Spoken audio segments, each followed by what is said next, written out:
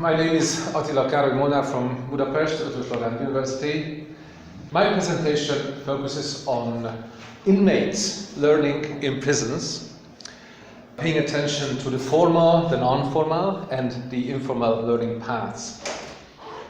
In my presentation, I would like to talk about a result of a survey that was done in three Hungarian penitentiary institutions: in Balassagyarmat, strict and medium prison; in Vác, strict and medium prison; and then a third one, Győr-Moson-Sopron-Kánti remand prison.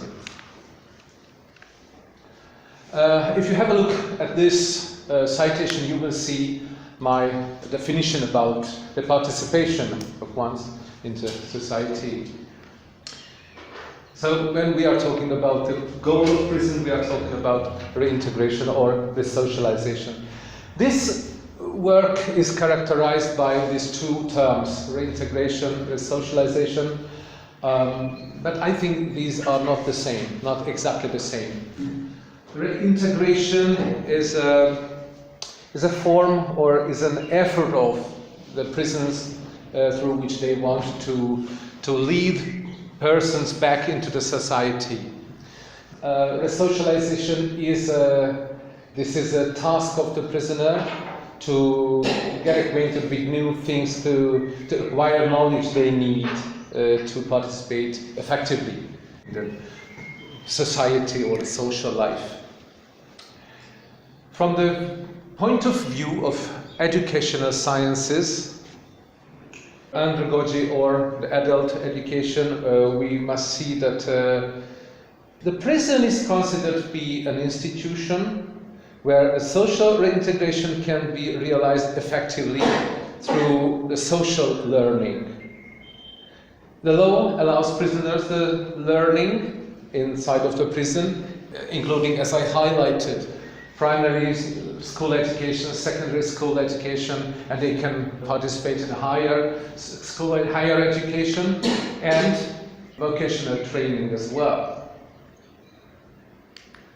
This research focuses on prison learning as a process of reintegration. We asked some prisoners about how they saw the learning in prisons, what kind of learning options they choose, what were the characteristics of the prisoners' learning activity, and how the prisoners' learning was supported. Questionnaires were done at three Hungarian penitentiary institutes, as shown: Balassagyarmat, Vác, and Győr. Our hypotheses were: prisoners exercise their right to learn in prison. Most prisoners are motivated to learn. The number of vocational training courses in the prisons is limited. And while we were developing our questionnaires, we had two main questions: what kind of adult learning toolkit do prisoners have, and how do prisoners use the opportunities for learning? Now you can see the number of the access-based sample. In Balassagyarmat 47, in Vác 48, in Győr 42 prisoners were questioned. About them, some of them didn't tell us how old they are and how educated they are, but of those who have given their age, this is 126 out of the 137, they all belonged to the group of people aged 20 to 69. The youngest respondent was 27 and the oldest one was 65 years old.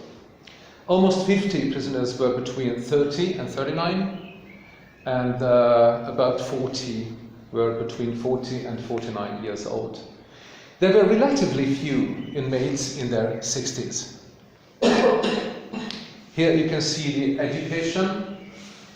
There were 38 of them with a basic level of education, elementary school, and there were also 38 who had a certification of some vocational training. In our research, we found the followings about the learning that prisoners took part in. These are three charts, and each chart is by a research location. We can see in Balazs and Vác, the first two places, the elementary and secondary school. The first dark blue column is roughly 4 times higher than the vocational training. In Győr, the number of people who have public education is very low. Most of them were engaged in vocational training. We have not found any respondents with higher education in any institutes. But we could see that there is individual learning in the prison. We asked what made the prisoners to start learning. We did not want to influence the respondents by giving the answers. We rather wanted to hear how they formulated their own answers. And in Balazs, most of the respondents replied self-improvement, the opportunity of getting the profession, and preparation for returning back to the free world. In Vác, most of the prisoners also replied the self-development, the resocialization and the schooling.